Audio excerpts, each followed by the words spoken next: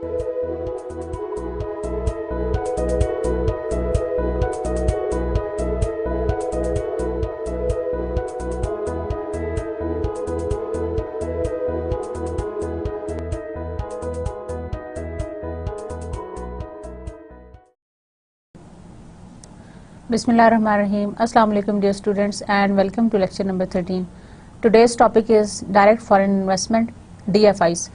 Dear students, as you are familiar with this terminology, हम जब balance of payment का chapter कर रहे थे तो हमने उस वक्त भी डायरेक्ट फॉरेन इन्वेस्टमेंट के बारे में थोड़ी सी बात की थी कि they are going to be treated in the capital accounts, और हमने कैपिटल इनफ्लो और आउटफ्लो किस तरह से होता है किसी कंट्री के अंदर उसको देखा था. Direct foreign investment is basically the way to enter into the international market or into the global market.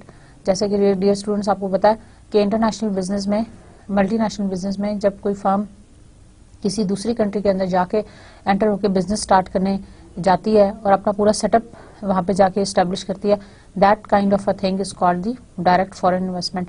अब why do the firms are interested in doing this foreign direct investment?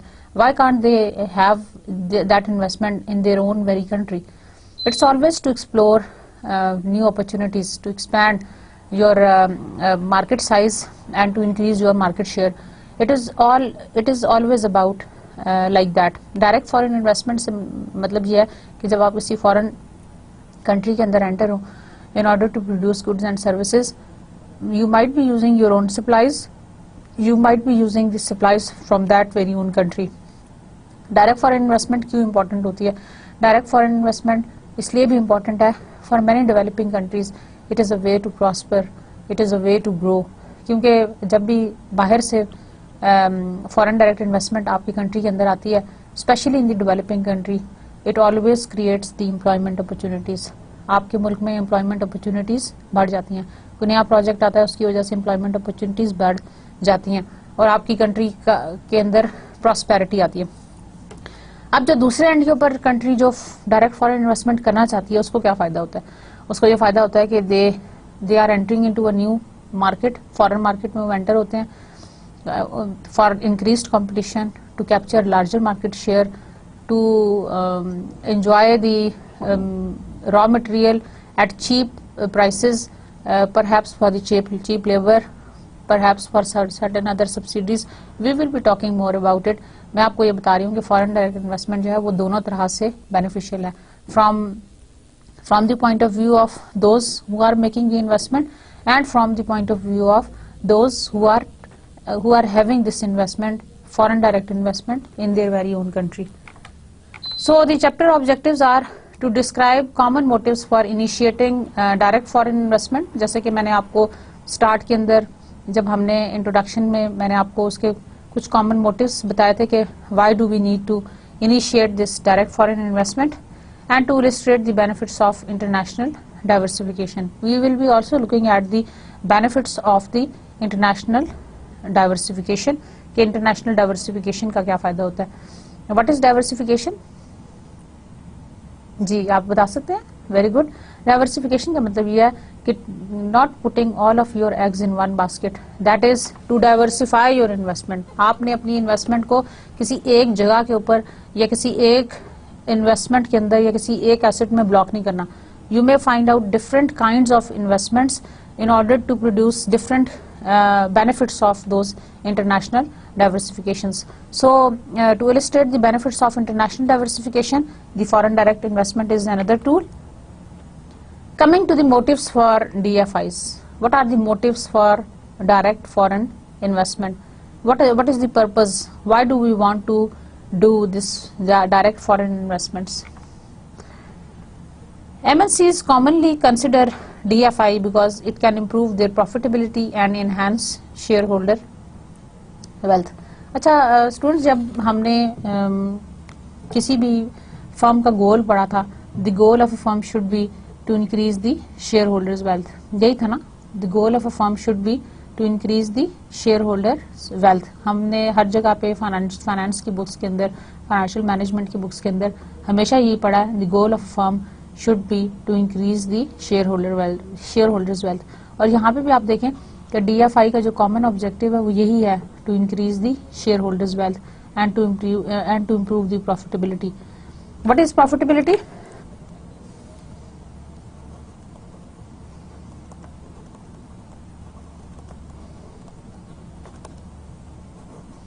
Profitability is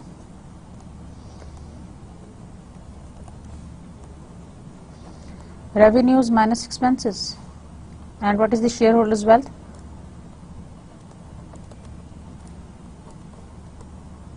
Goal of a firm. Goal of a firm should be to increase the shareholders' wealth. So MNCs जो हैं commonly they consider DFIs because it can improve their profitability and it can enhance the shareholders' wealth. So either it is going to increase the profitability, that is the first motive, and also it is going to enhance the shareholders' wealth. देखें जो profitability of a firm है, that is always going to be translated into the shareholders' wealth. जो profitability है, ultimately it is going to increase the value of the firm, that is to increase the shareholders' wealth.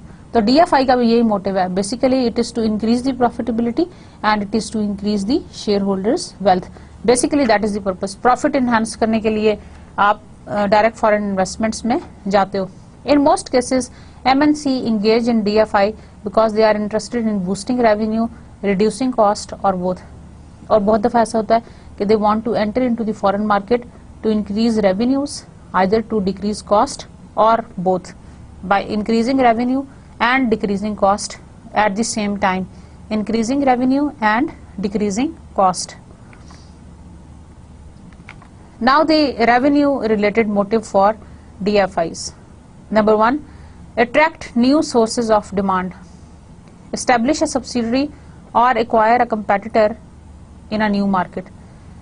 अच्छा, अगर आपका motive ये है to attract new sources of demand, तो the means of achieving this benefit is going to be establish a subsidiary or acquire a competitor in a new market. आप either you are going to establish a subsidiary or you acquire a competitor in the new market. So ये जो motive है आपका कि if you want to attract new sources of demand, तो either you may establish a separate subsidiary या उस existing market के अंदर already कोई competitor काम कर रहा है उसको आप acquire कर लें. ठीक है ना. फॉर एग्जाम्पल अभी इस वक्त हमारे पास बहुत सारी सेलुलर फोन कंपनीज काम कर रही हैं. अगर आप सपोज ये समझें कि कोई एक नई बड़ी कंपनी फर्म आना चाह रही है इसी सेक्टर में, टेलीकॉम सेक्टर में, and they are going to attract new sources of demand. Like अभी फिलहाल जो हमारे पास मोबाइल फोन के ऊपर सर्विसेज अवेलेबल हैं उसमें लेट से 1 या 2 और एडिशंस के साथ जो डिमांड है लोगों की, जो पब्लिक डिमांड है उसको वो लेके आते हैं और उसके अंदर एक नया फीचर लेके आना चाहते हैं. तो either they are going to start up with their new operation or they are going to acquire the existing some of the existing cellular company in order to establish their in order to achieve their objective. When the motive is to enter profitable market, to acquire a competitor that has controlled its local market. So if you want to अगर आपका motive ये है कि you want to enter the profitable markets, then you are going to acquire a competitor that has controlled its local market. आप किसी competitor को acquire कर लें which has already controlled its local market.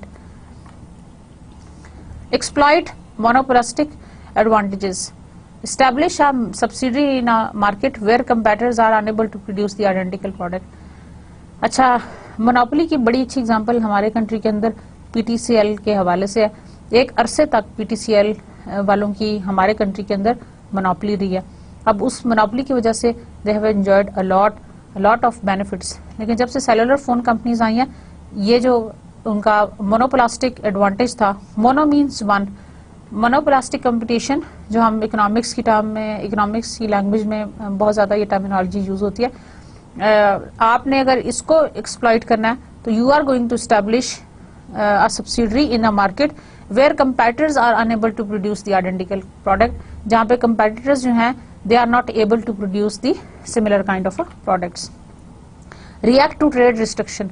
If your motive is to react to the trade restriction, then you are going to establish a subsidiary in a market where trade restrictions will adversely affect export volume. आप फिर ऐसी जगह पे establish करें subsidiary को जहाँ पे ये trade restrictions they are going to adversely effect the export volume, जहाँ पे वो उसको एक्सपोर्ट वॉल्यूम को इफेक्ट करे, ऐसी मार्केट के अंदर आप सब्सिडरी इस्टेब्लिश करें। अच्छा डियर स्टूडेंट्स, DFIs को बेसिकली हम इस्टेब्लिश करते हैं in order to achieve the revenue related motives. Revenue related motive में देर आर 4 मोटिव्स, जैसे कि आप देख सकते हैं। Number 1 is to attract new sources of demand, number 2 is to enter profitable markets, number 3 is exploit monopolistic advantages, and number 4 is to react to the trade restrictions. इन सभी motives को achieve करने के लिए there are different means of achieving the benefits. So revenue related motives for DFIs are different. मैंने आपको lecture के start में बताया DFIs जो हैं वो आप ये समझ लें कि ये एक ऐसी एक्टिविटी है जिससे दोनों पार्टीज को फायदा होता है। जहाँ पे जिस जगह पे आप अपनी सब्सिडरी लेके जा रहे हैं उस कंट्री को भी फायदा होगा और जो लेके जा रहा है अपनी इन्वेस्टमेंट उसको भी फायदा होगा। लाइक पेरेंट और होम कंट्री को भी फायदा होगा और होस्ट कंट्री को भी फायदा होगा। समझ आ रहा है? दोनों कंट्रीज को फायदा होगा। और वो कैसे फायदा होगा? जाहिर है एक दूसरे की नीड्स को वो कॉम्प्लीमेंट करते हैं, they complement the needs and demands of each other. जैसे स्टूडेंट्स मैं आपको एक एग्जांपल देती हूँ कि हमारे यहाँ ये जो कॉल सेंटर्स का बिजनेस है, आपने देखा कि बहुत फ्लरिश किया है फॉर ड्यूरिंग द लास्ट 4 और 5 इयर्स। उसका रीज़न ये था कि गवर्नमेंट ने 2008 के अंदर इसको कहते हैं कि टैक्स फ्री जोन बनाया था फॉर 10 इयर्स। तो 2017 तक इट वाज पाकिस्तान के अंदर जो भी अपना कॉल सेंटर बना ले, सब्सिडरी ओपन करना चाहे, उसके लिए that was a tax free zone. अब उस टैक्स फ्री जोन होने की वजह से बहुत सारी फर्म्स ने अपने कॉल सेंटर्स को डिफरेंट कंट्रीज से, इवन इंडिया एंड बांग्लादेश से यहाँ पे शिफ्ट किया। उसके और भी बहुत सारे डिफरेंट रीजंस थे, perhaps because of better competition और बेटर ह्यूमन रिसोर्सेज और समवट लाइक दैट। तो उसकी वजह से भी बहुत सारे ऑपरेशंस जो कॉल सेंटर के थे वो पाकिस्तान के अंदर शिफ्ट हुए।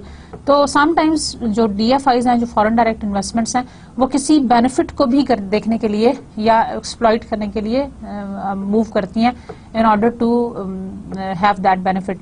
इसी तरह स्टूडेंट्स हमारे पास डिफरेंट एरियाज हैं, जैसे नॉर्दर्न एरियाज हैं, वहाँ पे कुछ टैक्स फ्री जोन्स हैं या टैक्स सब्सिडीज मिलती हैं। तो उन एरियाज के अंदर भी you can open up your operations और टैक्सेस की आपको रिबेट मिलती है। तो बहुत दफ़ा ऐसा होता है कि आपको इन जगहों के ऊपर भी इस्टेब्लिशमेंट के फायदे होते हैं और most of the time developing countries ये करती हैं ताकि लोग वहाँ पे आएँ और इन्वेस्टमेंट करें और एम्प्लॉयमेंट अपॉर्चुनिटीज़ वहाँ पे राइज हों और क्वालिटी ऑफ लिविंग इम्प्रूव हो। समझ आ रहा है ना? अब देखें जैसे हम लोग ये बहुत पसंद करेंगे कि हमारे मुल्क के अंदर DFIs आएँ। उसकी रीज़न ये है कि our country is developing country and we are in the need of employment opportunities and we want to improve our quality of life. हमारे यहाँ लोगों का लिविंग स्टैंडर्ड या जो परचेजिंग पावर है वो बहुत लो है, जिसकी वजह से हम ये चाहते हैं कि फॉरेन डायरेक्ट इन्वेस्टमेंट हमारे पास आए। Not even our country Pakistan, many other developing countries, they are very very much fond of these direct foreign investment. तो मैं आपको बता रही थी students revenue related motive for DFI। आगे चलते हैं।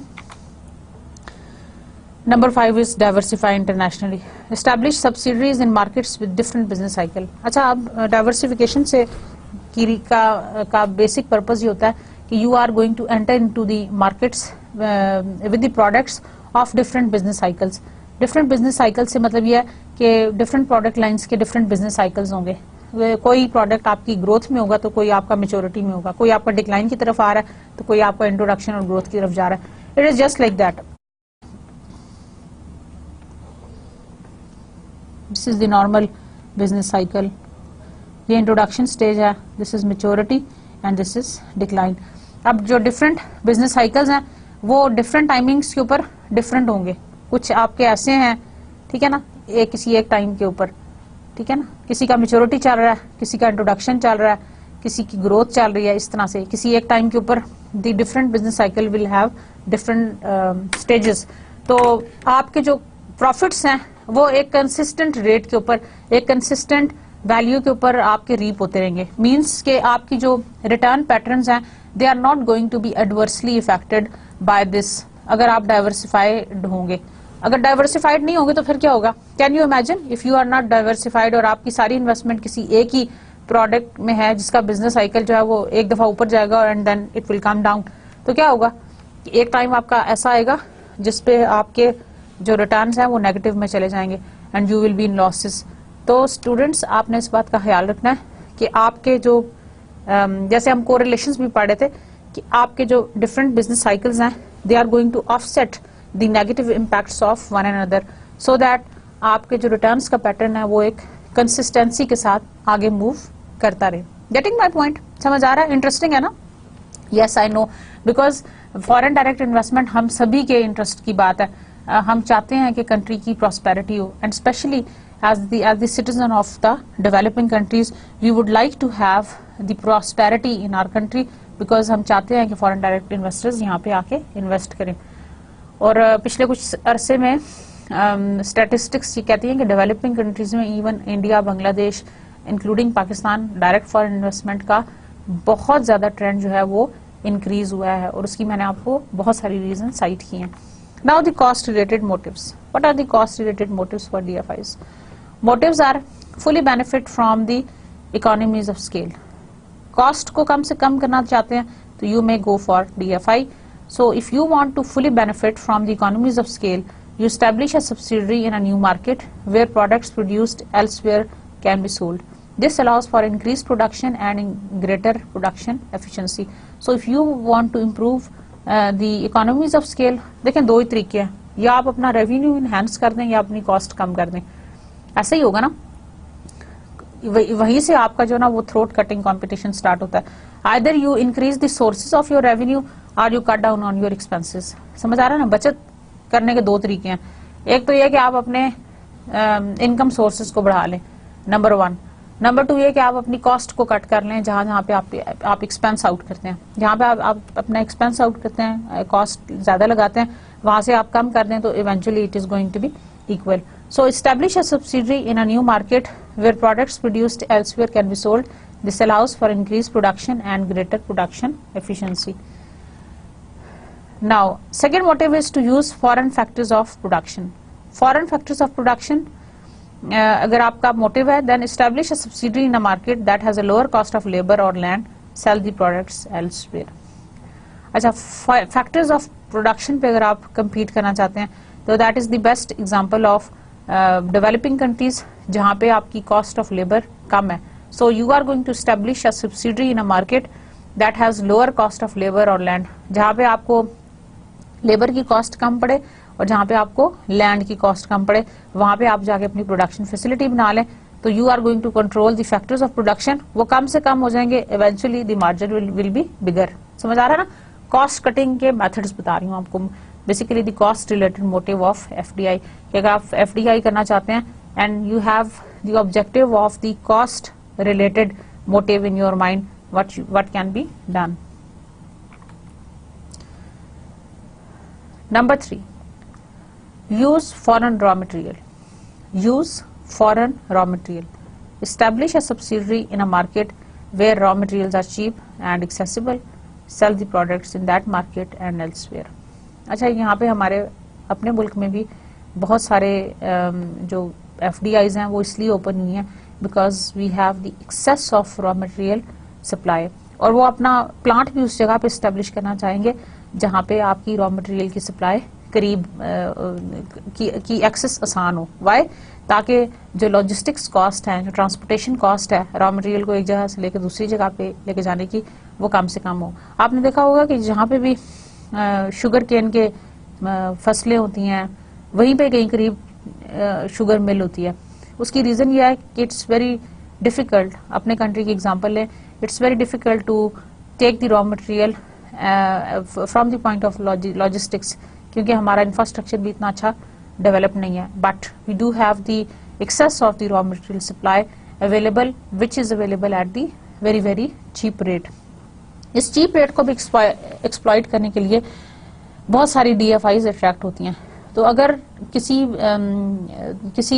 MNC का मोटिव ये है कि they want to exploit on the cheap raw material and the cheap labor sources, then this is called the cost related motive for DFIs, and they are competing either on the use of the foreign factors of production, or their motive is to use the foreign raw material which is available at a very reasonable and cheaper price.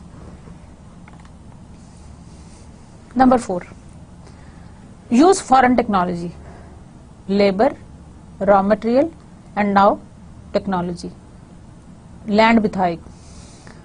Means of achieving benefit: participate in a joint venture or acquire an existing overseas plant to learn about foreign production processes so as to improve its own operations.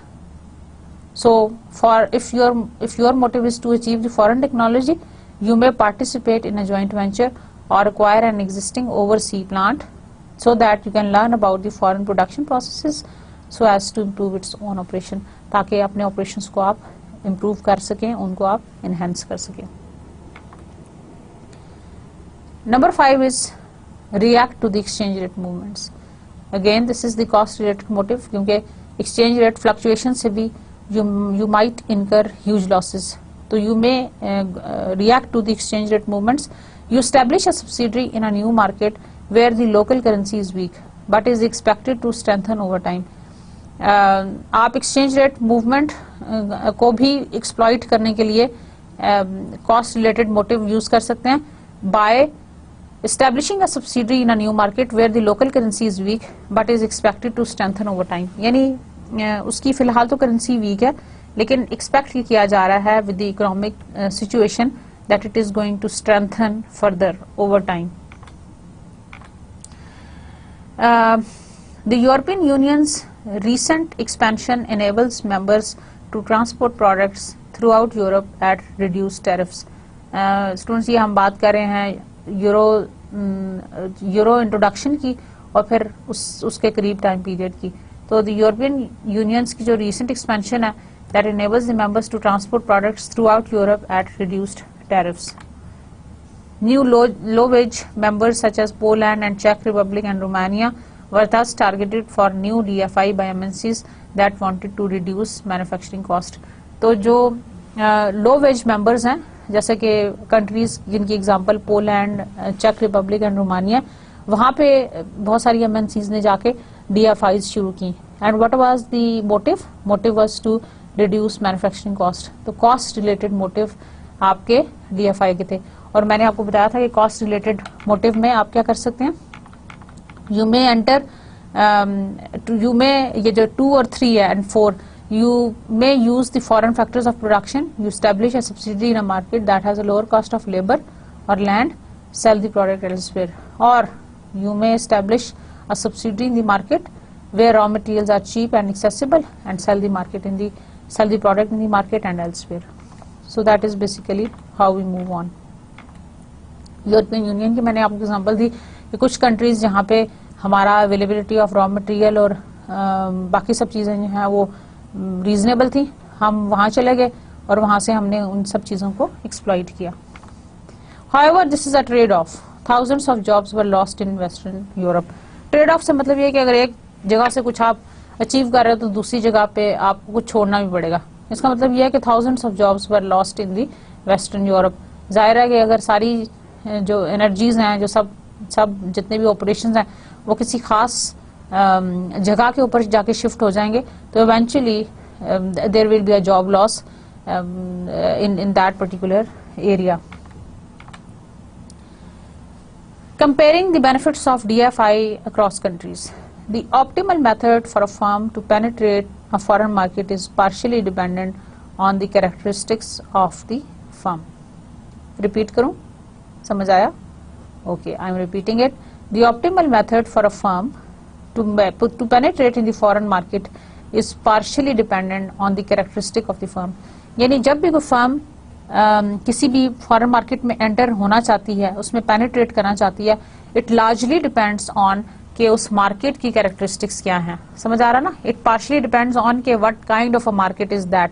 सिर्फ ये नहीं कि आपकी willingness शामिल है कि you want to enter and you want to penetrate, but it also depends कि जिस मार्केट के अंदर आप पेनिट्रेट करने जा रहे हो उसका पोटेंशियल कैसा है. Getting my point? So the optimal method for a firm to penetrate a foreign market is partially dependent on the characteristic of the firm. यानी उस पर्टिकुलर मार्केट के कैरेक्टरिस्टिक्स क्या हैं, उसके अंदर एब्जॉर्बिलिटी की या पेनिट्रेशन की कितनी गुंजाइश है, उस पर्टिकुलर मार्केट का पोटेंशियल कैसा है, that is what also matters.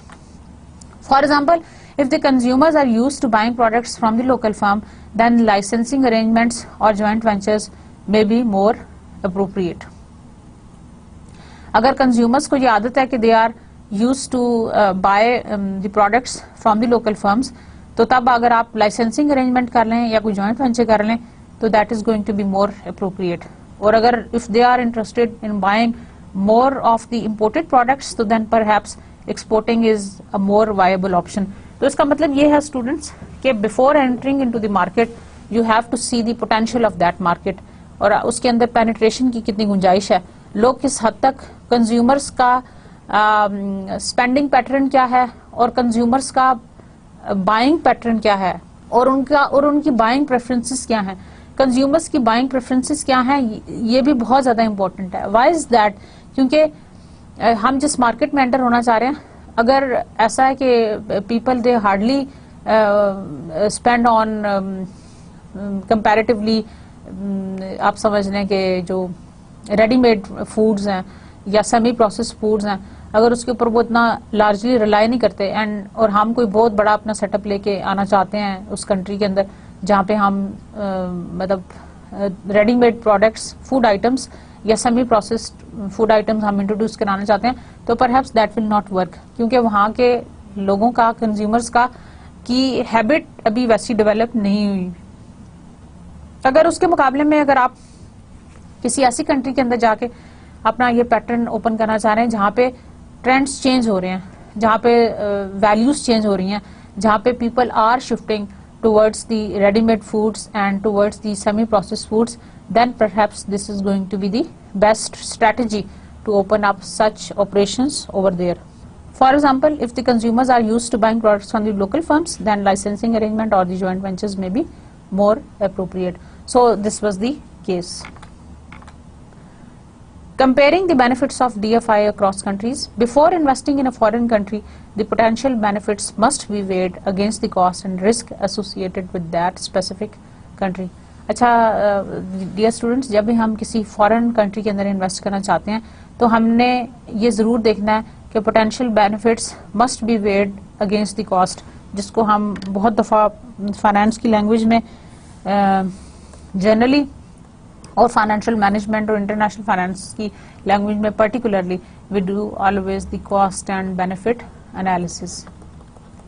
This is the cost and benefit analysis. You are going to weigh the cost and benefits accordingly, so that we are going to keep our costs and risks associated with that specific country in mind. हमने उस country की cost भी और risk भी जो उसके साथ associated है, we have to keep them in our mind. जैसे कि students during the last few years हमारे कंट्री की जो इकोनॉमिक सिचुएशन है that was much worsen off.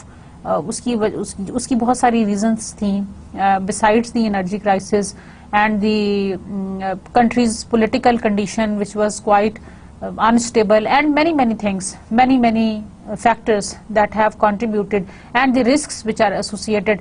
The people from outside the world or investors from outside the world, the foreign direct investors, they avoided or they literally they were reluctant, in other words, to invest in our country because of all these fears and risks which were associated with our country.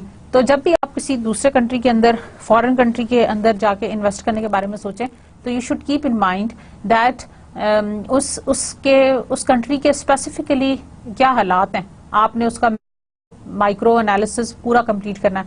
हम इसको बहुत detail से पढ़ेंगे students एक और chapter में जिसका नाम है country risk analysis.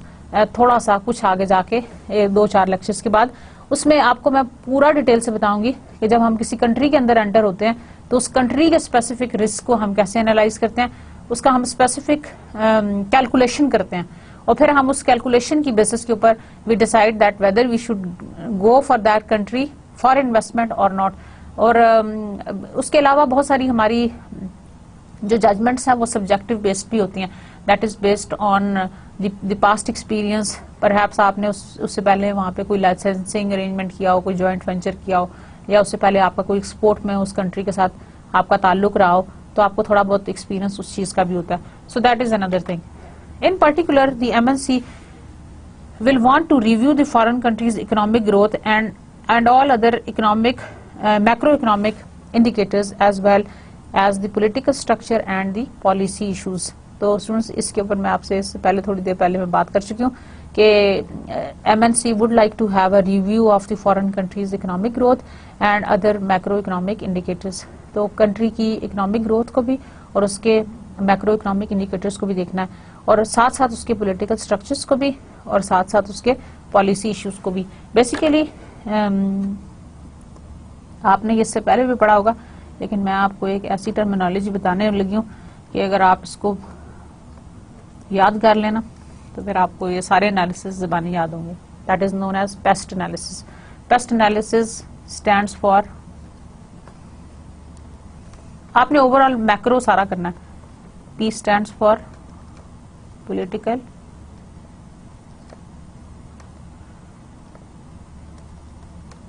E stands for economic,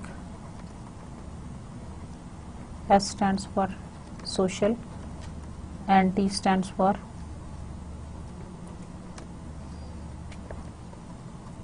technological. तो स्टूडेंट्स पेस्ट एनालिसिस से मतलब यह है कि आपने हर चीज को देखना है, उसका पॉलिटिकल एनवायरनमेंट देखना है, उसका इकोनॉमिक एनवायरनमेंट देखना है, उस कंट्री का सोशल एनवायरनमेंट देखना है, and also the technological environment. So paste analysis की मदद से you would have the review of that foreign countries situation, उसकी full picture आपको मिल जाएगी। So studying all the macroeconomic indicators, that is very very important, keeping in view the political condition, structure and policy issues also in line. Comparing the benefits of DFIs over time, as conditions change over time, some countries may become more attractive targets for DFI while other countries become less attractive। अच्छा students, conditions जो हैं वो change होती रहती हैं, and with changes कुछ countries जो हैं वो they become more attractive for the foreign direct investments and some countries they become less attractive. अब वो कौन सी चेंजेस हैं? वो यही सारी चेंजेस हैं जो हमने पेस्ट एनालिसिस के अंदर पढ़ी। That is countries political condition might be getting more stable. For example after this election 2003 we are expecting कि हमारी कंट्री की जो इकोनॉमिक कंडीशन है वो स्टेबिलिटी की तरफ जाएगी। तो ज्यूम कर लें तो, और साथ ही ये ज्यूम कर लें कि फॉरेन डायरेक्ट इन्वेस्टमेंट जो है वो उसके साथ इंक्रीज होगी। समझ आ रही है ना? सिमिलरली इसका मतलब है कि DFIs के लिए सिचुएशन या एनवायरनमेंट जो है वो ज्यादा फीजिबल हो गई या ज्यादा कंड्यूसिव हो गई फॉर द DFIs। इसी तरह अगर कंट्री की समटाइम्स जो सोशल एनवायरनमेंट है वो चेंज हो रही है, कंज्यूमर स्पेंडिंग पैटर्न्स चेंज हो रहे हैं, उनकी परचेजिंग पावर बेहतर हो रही है, etcetera, again we may expect कि DFIs ज्यादा रिटर्न्स देंगी, ज्यादा सूटेबल करें होंगी over the period of time. तो वक्त के साथ जैसे कंडीशन चेंज होती है, either it is political, either it is economic, either it is legal, either it is socio technological, आपकी जितनी भी शिफ्ट्स हैं जो उसके लिहाज से आपकी जो इन्वेस्टमेंट शिफ्ट्स हैं वो चेंज होती हैं। इन्वेस्टमेंट शिफ्ट उस वक्त चेंज होगी when the condition is going to change. जब कंडीशन चेंज होगी तो उसी के लिहाज से आपके जो टारगेट्स हैं they are also going to be changed. Europe, especially Eastern Europe, Latin America and Asia now receive a larger proportion of DFI than in the past। तो during the last decade हमारे पास बहुत ज्यादा DFI आई, और उसकी reason ये थी कि because this area has found a better growth of better growth of stability and also the more potential for encouraging this DFIs। तो इस एरिया ने स्पेसिफिकली ये शो किया, ये पोटेंशियल शो किया that they have the potential to grow further. इसकी वजह से पिछले कुछ अरसे के अंदर यहाँ पे DFIs को बहुत ज्यादा बूम मिला, और बहुत ज्यादा स्टैटिस्टिक्स भी ये शो करती हैं कि यहाँ पे DFIs एक बहुत बड़ी तादाद में इन कंट्रीज के अंदर एंटर हुई हैं, and they have flourished a lot Asia में एंड लैटिन अमेरिका में। Now the benefits of international diversification. What is international diversification? जैसे कि मैंने आपको इससे पहले भी बताया कि आप डिफरेंट प्रोडक्ट्स जिसके डिफरेंट बिजनेस साइकिल्स हैं, आप उनको अपने पोर्टफोलियो में रखें so that one business return is going to offset the return of the other. अगर एक को लॉस हो रहा है तो दूसरे का गेन उसको ऑफसेट करे. The key to international diversification is to select foreign projects whose performance levels are not highly correlated over time. समझ आ रहा है? आपको बहुत अच्छी तरह से याद होगा कि हमने correlations पढ़े थे and we talked about the positive correlation, negative correlation and zero correlation.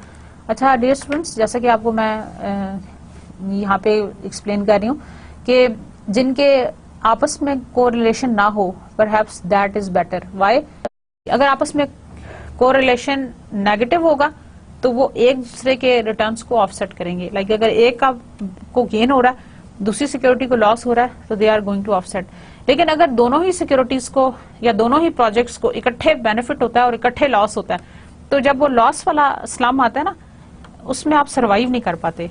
Like अगर आपके रिटर्न का पैटर्न ये है, इन्वेस्टर इस पॉइंट के ऊपर इंटरेस्टेड नहीं होगा आपके फर्म के साथ काम करने में और आप इसके ऊपर इतना वीक भी हो सकते हो कि you will not be able to meet your operating cost. इसकी बजाय अगर हमारा इस किस्म का कोई साइकिल मिल जाए तो perhaps investors they are going to be more interested to invest in our business. समझ आ रहा है? So the key to international diversification is to select foreign projects whose performance levels are not highly correlated over time. तो हम ऐसे foreign projects को choose करें जिनका परफॉर्मेंस लेवल एक दूसरे के साथ हाईली कोरिलेटेड नहीं है. In this way the various international projects are less likely to experience poor performance simultaneously.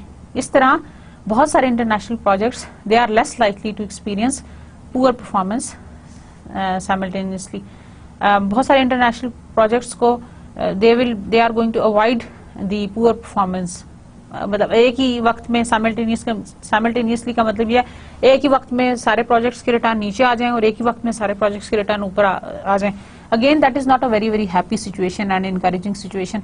Investor ये देखता है कि आपके जो रिटर्न्स का पैटर्न है that is going to be consistent over time. Consistent का मतलब यह है कि उसका एक उसके अंदर एक रेगुलरिटी होनी चाहिए. आप खुद बताएं ना, अगर कोई आपके पास ऑप्शन है कि you are going to invest in a share of stock, अगर उस शेयर ऑफ स्टॉक की कभी तो प्राइस होती है 32, कभी उसकी होती है 64, कभी उसकी होती है 128, कभी उसकी होती है 32 अगेन, कभी उसकी होती है 18.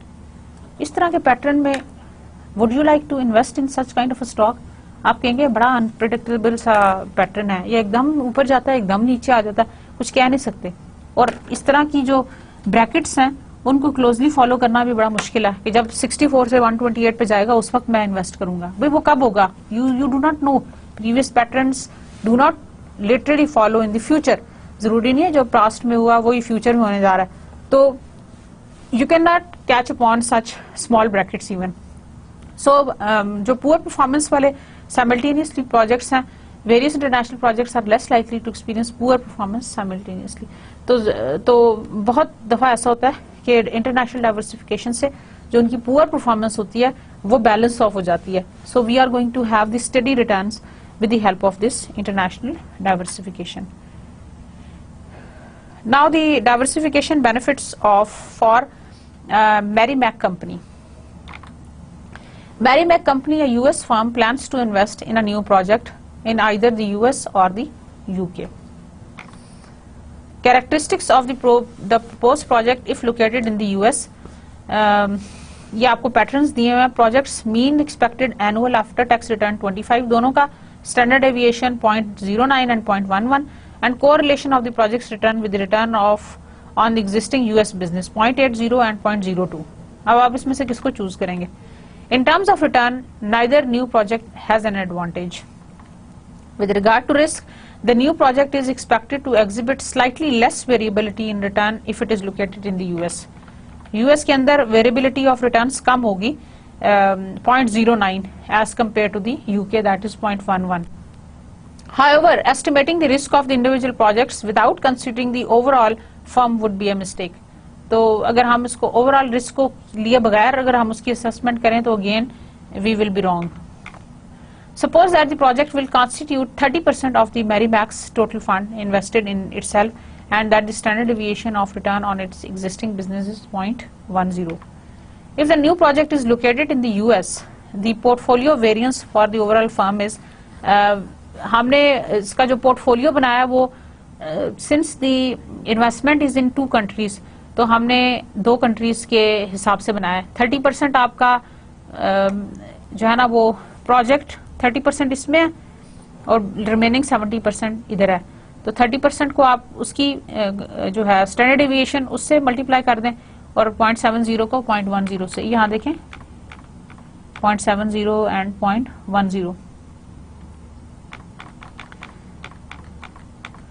सो मल्टीप्लाइड बाय उसका कोरिलेशन कोफिशिएंट्स से मल्टीप्लाई करें, so you are going to get the portfolio variance that is equal to 0.0085653. If the new project is located in the UK, the portfolio variance for the overall firm, अब हम UK के लिए find out कर लेते हैं. अगर UK के अंदर हमारी ये इन्वेस्टमेंट है तो वैल्यूज चेंज हो जाएंगी आपकी. यहाँ देखें वैल्यूज आपकी चेंज होगी. Thus as a whole the Merrimack will generate more stable return if the new project is located in UK. So हमने ये देखा 0.006 आपकी आई पोर्टफोलियो वेरिएंस अगर आप यूके में लोकेट करें, और अगर आप यूएस में लोकेट करें तो your portfolio variance is this much 0.008. ये कम है. We always go for the lower variance. ये हमारी लो वेरिएंस है 0.00608. तो as a whole Merrimack will generate more stable returns if the new project is located in the UK. तो अगर UK में लोकेट होगा ये प्रोजेक्ट तो पोर्टफोलियो वेरिएंस कम आएगी, and we are going to prefer this project. Diversification analysis of international projects. Like any investor, an MNC with projects positioned around the world is concerned with the risk and return characteristics of the firm. अच्छा, किसी और investor की तरह MNC अपने projects को उस तरह से पोजीशन करेंगे with the view to keep in mind the risk and return patterns of those projects. Risk and return patterns का मतलब है कि जो हमने जनरल फार्मूला फाइनेंस में हम हमेशा हर जगह कोट करते हैं, that is higher the risk, higher is the expected return. अब इस हाई द रिस्क जो है हायर द रिस्क, अब इसको इस रिस्क को लेने की क्या प्रोपेंसिटी है, आप कितना रिस्क लेना चाहते हैं, कितना रिस्क ले सकते हैं, क्या प्रोपेंसिटी है. कुछ लोग ज्यादा रिस्क लेंगे, कुछ लोग कम रिस्क लेंगे. Again that depends on the choice of on the type of the manager you are, और फिर यह कि मैनेजरियल प्रोजेक्ट्स आप कौन से वाले लेना चाहते हैं, एमएनसी कौन से प्रोजेक्ट्स को ऑप्ट करेगी. That largely depends on their risk and return profile and also the manager's very own capability of deciding for the risk aversion. The portfolio of all projects reflect the MNC in aggregate. आपने अपने projects का क्या, आपके पास क्या portfolio है projects का, वो बताएगी बेसिकली कि आपकी MNC क्या है टोटल में. समझ में आ रहा है ना? Is that clear? जैसे how do you manage yourself, how do you keep yourself, आपकी ड्रेसिंग कैसी है, आपकी बातचीत का स्टाइल कैसा है, ये सारे आपके प्रोजेक्ट्स हैं. ठीक है ना? आपका project number 1 how do you dress up, number 2 how do you carry your self, number 3 is how do you keep how you communicate with others, what is your language style. आपकी जितनी भी ये सब चीजें हैं that is the part of your personality. समझ आ रहा है ना? बिल्कुल इसी तरह से किसी एमएनसी के पास कितने प्रोजेक्ट्स हैं और वो एक दूसरे को कैसे ऑफसेट कर रहे हैं, that is going to reflect what an MNC is. आपका ड्रेसिंग स्टाइल क्या है, आपका बातचीत का स्टाइल क्या है, how do you carry yourself, आप में कॉन्फिडेंस कितना है, ये सारी चीजें मिक्स बना के आपकी पर्सनैलिटी बनाती हैं. ऐसी बात है ना? एक एमएनसी की पर्सनैलिटी क्या है या एक एमएनसी क्या है, उसके अंदर कौन कौन से प्रोजेक्ट्स हैं और उन प्रोजेक्ट्स के रिस्क एंड रिटर्न पैटर्न्स कैसे हैं और उनका वो एक दूसरे के साथ क्या कोरिलेशन है. क्या एक प्रोजेक्ट के रिस्क एंड रिटर्न दूसरे के रिस्क एंड रिटर्न को ऑफसेट करते हैं या नहीं करते, दैट इज द की. अच्छा, यहाँ देखें, यहाँ पे हमें एक प्रोजेक्ट नजर आ रहा है, हमने इसको रिस्क एंड रिटर्न के कॉन्टिनम से सिंपली हमने ड्रॉ कर लिया। On X axis we have risk and on Y axis we have the expected return. यहाँ पे जो हमारे पास प्रोजेक्ट ए है that is the highest expected return and the greater risk. Return तो सबसे ज्यादा है ही है जनाब, लेकिन साथ क्या है, रिस्क भी तो बहुत हाई है ना। ये भी देखें, frontier of the efficient projects, this is called the efficient frontier projects. ये जो लाइन आपको नजर आ रही है, this is called the frontier of efficient projects. ये इस लाइन के ऊपर जितने भी हमारे पास प्रोजेक्ट्स हैं, they have got the maximum level of return at a given level of risk. और जो इस लाइन से जो नीचे नीचे प्रोजेक्ट्स हैं, दे आर लेस एफिशिएंट। समझ आ रहा है? ये जो लाइन आपके ऊपर ड्रा हुई है, this is called the frontier of efficient projects. Students, ये बहुत डिटेल्ड थ्योरी है जिसकी डिटेल में हम नहीं जाएंगे। शायद आपको इन्वेस्टमेंट एंड पोर्टफोलियो मैनेजमेंट में पढ़ने का इत्तेफाक हो इसको। दैट इज कॉल्ड द, या हुआ हो, that is called the मार्कोविट्स efficient frontier. मार्कोविट्स efficient frontier ये कहता है कि they have given the efficient frontier of certain projects who have got the maximum return at a given level of risk. इस पूरी line के ऊपर हमारे पास वो प्रोजेक्ट्स हैं जिनका at a given level of risk maximum return है, या एक रिटर्न के ऊपर मिनिमम लेवल ऑफ रिस्क है। So, when the projects are combined appropriately, the project portfolio may be able to achieve risk-return trade-off exhibited by any of the points on the frontier of efficient project portfolios. तो जब projects का combination होगा, when they are combined appropriately, the project portfolio may be able to achieve the risk-return trade-off. Risk-return का trade-off हमें मिल सकता है। Risk-return trade-off का मतलब यह है कितना रिस्क आप लेते हैं और उसके मुकाबले में आपको कितना रिटर्न मिलता है। अगर आप कम रिस्क लेंगे तो आपको कम रिटर्न मिलेगा, अगर आप ज्यादा रिस्क लेंगे तो आपको ज्यादा रिटर्न मिलेगा। Now you have to trade off. Trade off का मतलब ये कि you are trading off for the return. अगर आप कम रिस्क ले रहे हैं तो you are trading off for the high returns, यानी अगर आप कम रिस्क ले रहे हैं इसका मतलब आपको कम रिटर्न मिलेगा, तो आप ट्रेड ऑफ कर रहे हैं for the high risk and for the high return projects. Project portfolios along the efficient frontier exhibit minimum risk for a given expected return. Of these efficient project portfolios, an MNC may choose one that corresponds to its willingness to accept risk. अब इन efficient projects में से MNC वो choose करेगी that corresponds to the willingness to accept risk. MNC कितना risk लेना चाहती है वो उसके मुताबिक उस efficient frontier में से कोई project अपने लिए चूज कर लेगी।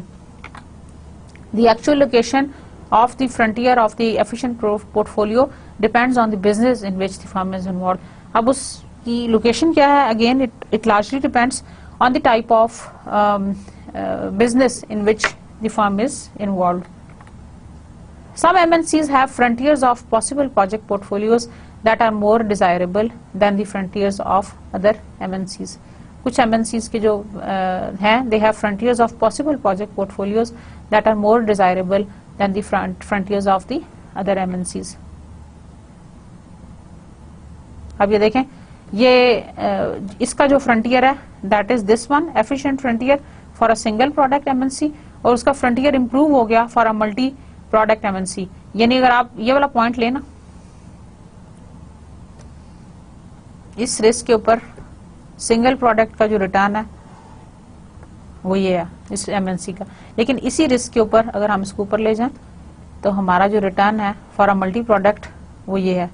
इसका मतलब ये है कि अगर MNC मल्टी प्रोडक्शन में इन्वॉल्व है तो perhaps they will be better able to produce better expected return for a given level of risk. यानी सेम लेवल ऑफ रिस्क के ऊपर सिंगल प्रोडक्ट MNC जो है वो लेस रिटर्न प्रोड्यूस कर रही है, perhaps 10% only, and more returns for a multi product MNC। यानी रिस्क लेवल वही है, let's say this is 10%। 10% risk के ऊपर 10% एक्सपेक्टेड रिटर्न है for a single MNC product, लेकिन सेम लेवल ऑफ रिस्क के ऊपर for the multi product return is 30%। Why is this so? Because they might be having the economies of scales.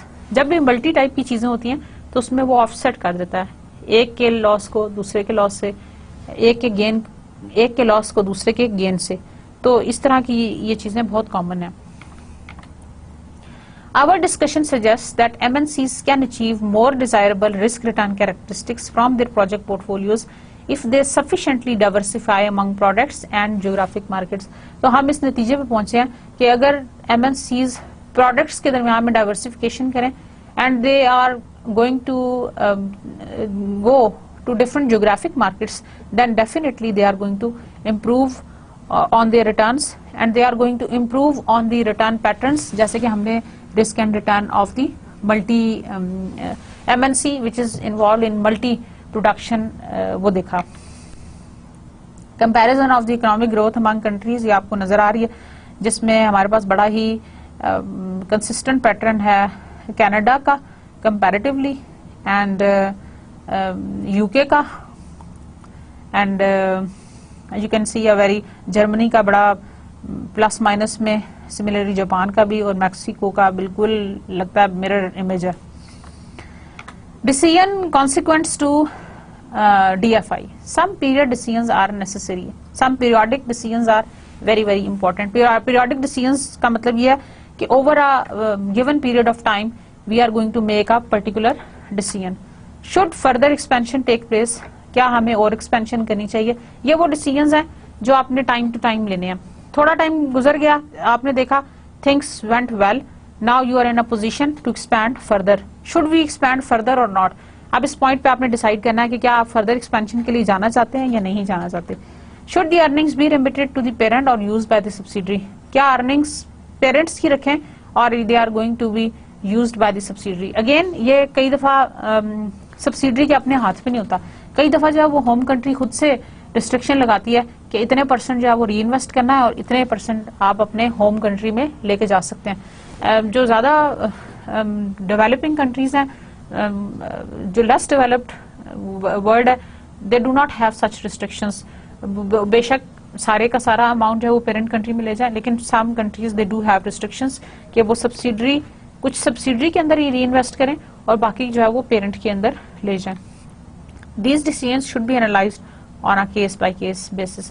Case by case का मतलब है एक country का decision दूसरे से डिफरेंट होगा. Host government view of DFI, जहां पे आप DFI प्लेस करते हैं उसका क्या व्यू है. Each government must way the advantages and disadvantages of DFI in its country. Government का भी ये रिस्पॉन्सिबिलिटी है कि वो DFI के एडवांटेजेस और डिसएडवांटेजेस को कंपेयर करें, कॉस्ट क्या है और बेनिफिट क्या है. The government may provide incentives to encourage desirable forms of DFI and impose preventive barriers और conditions on other forms of DFIs. वो कई दफा ऐसा होता है गवर्नमेंट इनकरेज भी करती है for some forms of DFIs, और ये भी हो सकता है कि for many others they may impose prevention barriers और conditions on other forms of DFIs. Incentives to encourage DFIs. अब कई दफा यह है कि गवर्नमेंट इंसेंटिव्स भी देती है टू एनकरेज DFIs.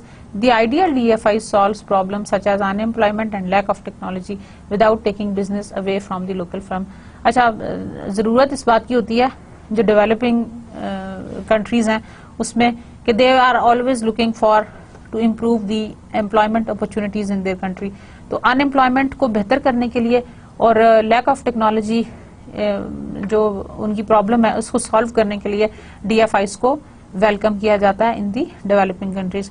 और साथ साथ ये भी कि ऐसा ना हो कि जो लोकल फर्म्स का बिजनेस है वो ना बाहर चला जाए.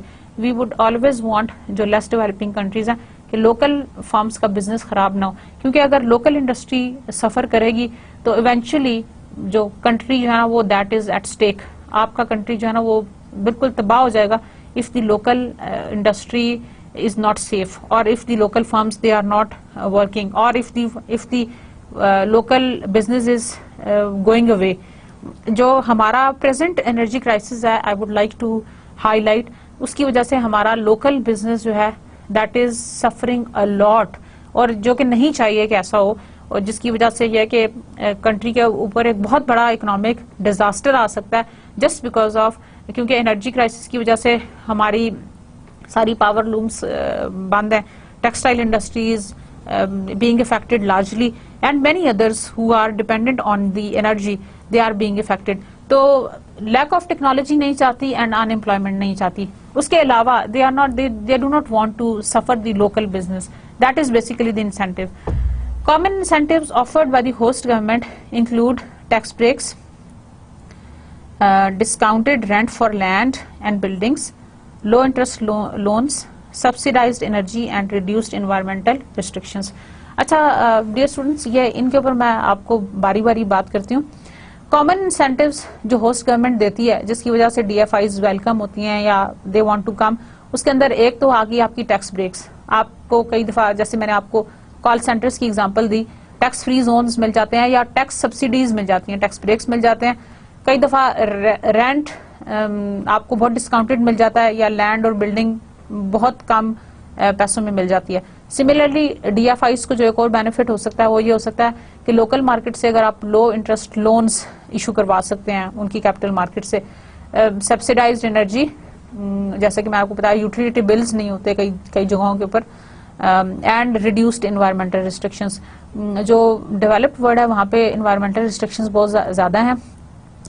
अभी जो है बहुत सारे डेवलपिंग कंट्रीज के अंदर भी ये रुझान चल पड़ा है, लेकिन यह है कि फिर भी comparatively there are lesser reduced environmental restrictions. Now barriers to DFIs. क्या क्या बैरियर्स हैं? Governments are less anxious to encourage DFI that adversely affect local firms, consumers and the economy. जैसे कि मैंने आपको बताया कि governments they are very less anxious to encourage DFIs जो कि इफेक्ट करें लोकल फर्म्स को, कंज्यूमर्स को एंड इकोनॉमी को.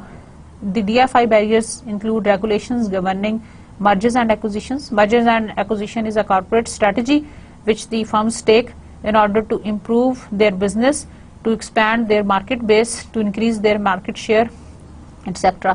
Restrictions on the foreign ownership of the local firms. Red tape is basically the procedural and documentation requirements. The political influence of the local firms and the political instability. These are all the barriers to the DFI.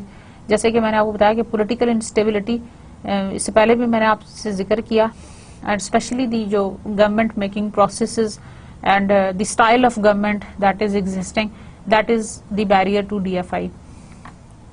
Government imposed conditions to engage in DFI. Some governments allow international acquisitions but impose special requirement on the MNC that desire to acquire a local firm. अब कुछ governments ऐसी होती हैं, they allow the international acquisitions but impose special requirements on the MNCs that desire to acquire a local loan.